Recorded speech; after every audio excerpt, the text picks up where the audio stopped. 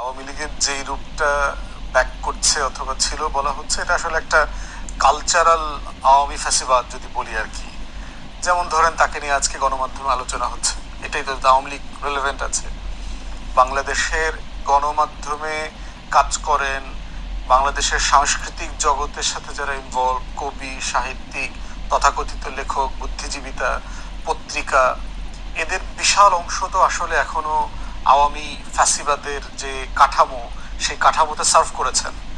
এবং আমি মাঝখানে একটা ছবি দেখলাম, আপনার সাংবাদিকরা তো ইদানিং অনেকেই ওভারনাইট এখন বিএনপি হয়ে গেছেন, বিএনপিময় গণমাধ্যম সবাই বিএনপি হয়ে গেছে। প্রধানমন্ত্রীর সাথে দেখা করতে গেছেন, অন্য জায়গায় দেখলাম একটা কি কমিটি টমিটি হয়েছে, বিভিন্ন টেলিভিশন থেকে সাংবাদিকরা ওখানে গেছেন টেছেন। তো আমরা বোঝার চেষ্টা করতেছি এগুলোর মানে কি, মানে আপনারা সবাই মিলে কিভাবে রুলিং পার্টিকে, সরকারি দলকে করা যায়। এবং একই লোক যারা বঙ্গভবনেও চা খেয়েছেন গত 16-17 বছর, ওই একই ছবিতে অনেক লোককে দেখলাম। তাহলে শুধুমাত্র কি বদলেছে? তাহলে কি পুরাতন আওয়ামী লীগটা এখন নতুন আওয়ামী লীগের নামে আসছে, নতুন আওয়ামী লীগের নাম বিএনপি? ব্যাপারটা কিরকম? তারপরে দেখেন যে রাজাকি ভাই রাষ্ট্রপতির কথা বলেছে, 72-এর সংবিধান জপতে জপতে তো আমাদের সরকারি দল, মাননীয় স্বরাষ্ট্রমন্ত্রী তো মানে অনেক ক্লান্ত, এত ক্লান্ত যে উনি ওনার মিনিস্ট্রি লুক আফটার করতে পারতেছে না আওয়ামী লীগের সংবিধানটা মানে ডিফেন্ড করতে গিয়ে। তো এরপরে হচ্ছে গণ অভ্যুত্থান কিভাবে হয়েছে, আওয়ামী লীগের সংবিধান মোতাবেক গণ অভ্যুত্থান হয়েছে, এটা হচ্ছে বিএনপি সহ সবাই মিলে আমাদের খাওয়ায়। 106-এর কথা বলে দেখবেন, 106 নামক একটা নুডলস আছে, এই নুডলসটা গত 1.5 বছর ধরে আমাদের খাওয়াইতেছে, বলতেছে 72-এর সংবিধান মোতাবেকই গণ অভ্যুত্থান হয়েছে। মানে এই ধরনের বোগাস কনস্টিটিউশনাল স্ক্যাম, এবং সেটা বাংলাদেশের তথাকথিত আইনজীবীরা আমাদেরকে শেখাইতেছে আর কি। তো প্রশ্ন হচ্ছে, পলিটিক্যালি আওয়ামী লীগ ডেড, পলিটিক্সে Awami League is a dead case. অনেকেই বলে যে 75-এর পরে তো আপনার ফিরে আসছে। তারা কোন সূত্র থেকে বলছেন?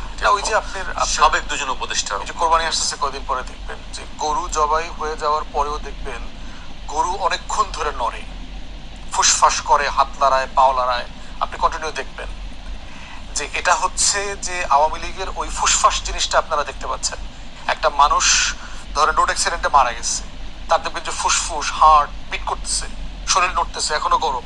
তারা তো সময় লাগে কেউ না, কারা যারা এই মন্তব্য আওয়ামী লীগ যে আছে তার যে একটা ভিজিবিলিটি আছে, এটা তো সত্য কোনো না কোনো ফর্মে। আমরা আওয়ামী সম্পাদক পরিষদ দেখতে পাচ্ছি না, আওয়ামী সাংবাদিক দেখতে পাচ্ছি না, আওয়ামী বুদ্ধিজীবী, আওয়ামী হাম বিশেষজ্ঞদেরকে দেখতে পাচ্ছি না। তারা দিন রাত বাংলাদেশে টিকা নিয়ে, শিশু মৃত্যু নিয়ে, তাদের কষ্ট, কান্না, 500 শিশুর মৃত্যু নিয়ে। কিন্তু এই হাম বিশেষজ্ঞরা 24-এ যে 1400 মানুষ মারা গেছে, শাপলা চত্বরে গণহত্যা হয়েছে, 11,000 12,000 রাজনৈতিক নেতাকর্মীকে মেরে ফেলা হয়েছে, আমার 6,000 নাগরিক গুম হয়েছে, এখনো লাশের খবর নাই, এটা নিয়ে তাদেরকে কান্নাকাটি করতে দেখবেন না। কিন্তু 400 শিশুর গুম নিয়ে, মানে হামের আক্রান্ত নিয়ে তারা খুবই কান্নাকাটি করতেছে এই হাম বিশেষজ্ঞরা।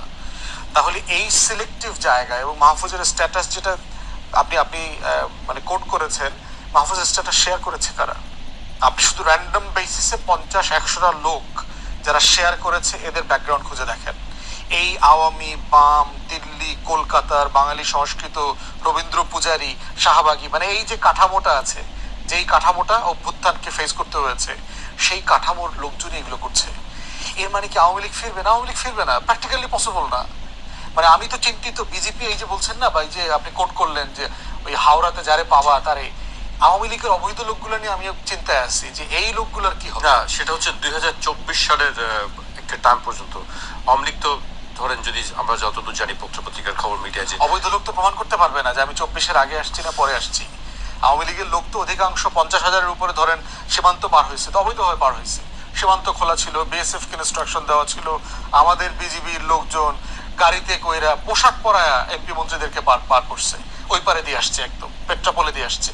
তাহলে এখন আপনি যেগুলো অবৈধভাবে গেছে, গরিব আওয়ামী লীগ যেগুলো, এগুলো কেমনি প্রমাণ করবো যে ভাই আমি বিমানে আসছিলাম, অবৈধ হয়ে গেছি, এই সিচুয়েশন, এই যে কাগজ আছে, টিকিট আছে?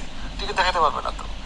তাহলে এই যে আওয়ামী লীগরে যে ফেরাবে, যাদের জন্য আসলে মাননীয় উপদেষ্টা বলছেন যে আমরা ইনসাফ করবো, হাসিনার সাথে একা তো আসবেন না উনি, ওনার সাথে তো এই অবৈধ আওয়ামী লীগ যাদেরকে শুভেন্দু ফেরত পাঠাইতে চায়, সবাই তো মিছিল করে একসাথে ঢুকবেন।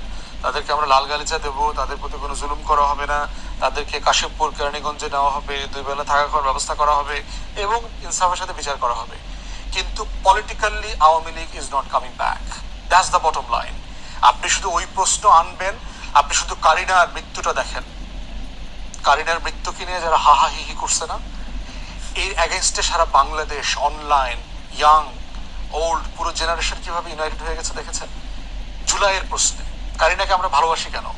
কারিনা কি মানে আমি আমি তার নামও জানতাম না এর আগে, তার বাবাকে চিনি, তার তার দাদিকে চিনি, বিখ্যাত মানুষ, কিন্তু তাকে তো চিনতাম না।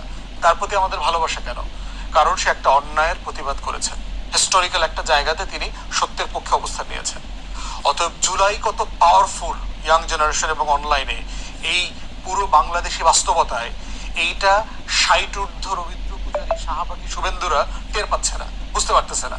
তারা কদিন পর পর টোকা দেয়, টোকা দিয়ে দেখে যে কি অবস্থা, জুলাই ফিরে আসতেছে কিনা, না আওয়ামী লীগ ফিরে আসতেছে। Awami League is not coming back. Issue হচ্ছে কারো প্রতি যেন জুলুম না হয়, দ্যাটস ইম্পর্টেন্ট।